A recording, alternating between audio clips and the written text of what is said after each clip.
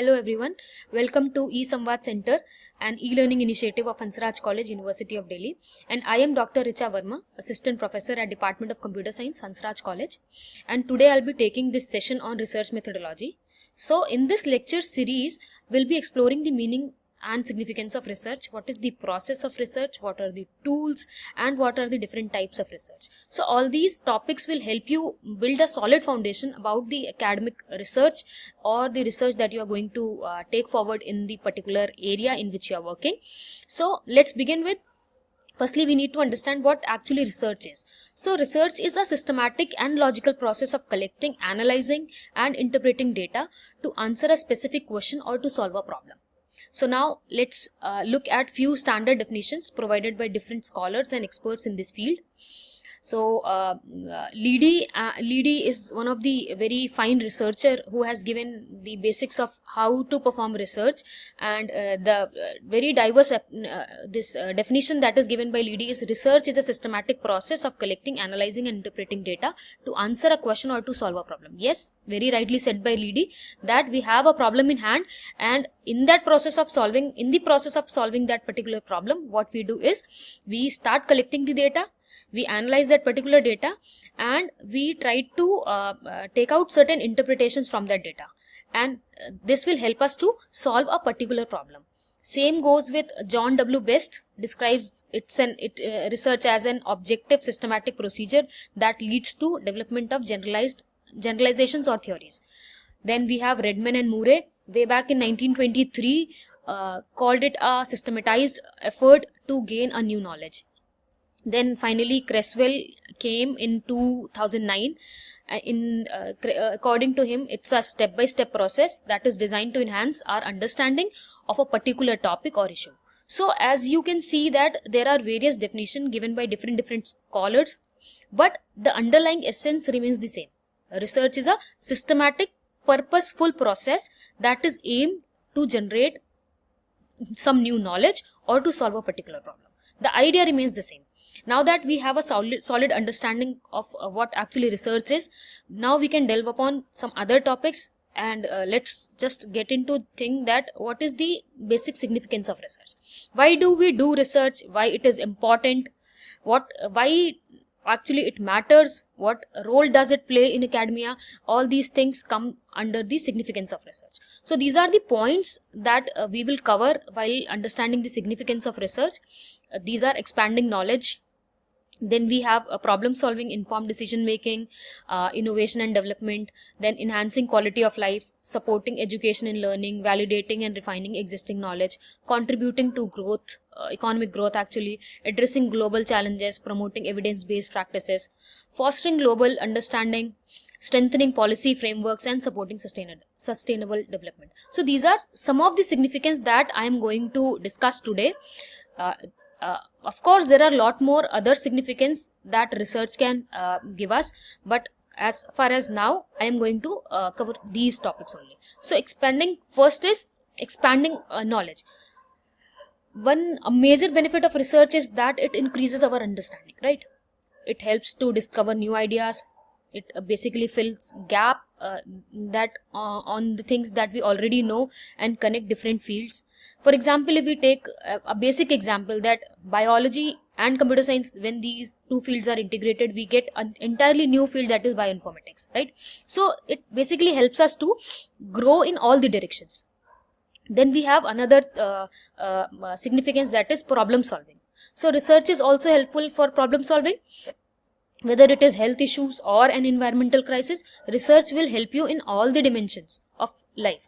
So a very great example is how scientists worked together to create vaccines for COVID-19 pandemic.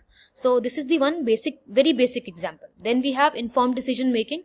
When decisions are based on facts and data, they are more likely to succeed. So this is a very good saying in English that we do succeed in any decision when we have certain facts behind that. So government leaders also use research to make their policies better policies. Companies also use research data for their for launching their new products or something. So overall it basically reduces the guesswork. जो हम guesswork करते हैं, basically reduces that and helps in planning things more efficiently and effectively, right? Then next up we have innovation and development.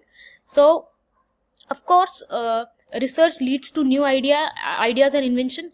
The basic essence of research is generating new ideas, and basic driver of research is generating new idea.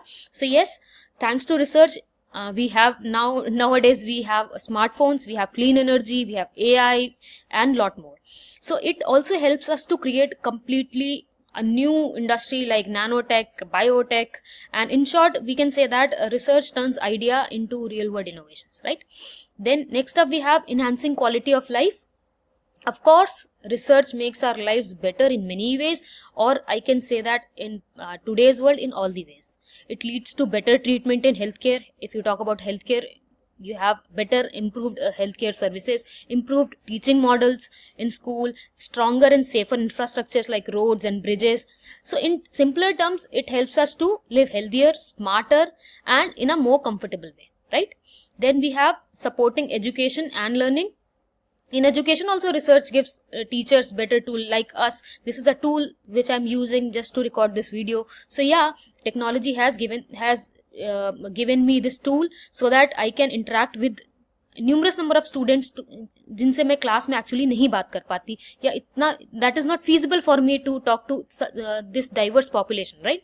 So it helps students to become critical thinkers, and it helps design better curricula, ensures that when student learn, the student should use some modern technologies, some better technologies to memorize and to understand things, right? Then we have validating and refining the existing knowledge. Yes, science keeps improving over the time. So it is not the fact that something that is established and that will be used for years also. Research basically helps us to check if current theories are correct or not, right? So if something is wrong, research will help you to fix it.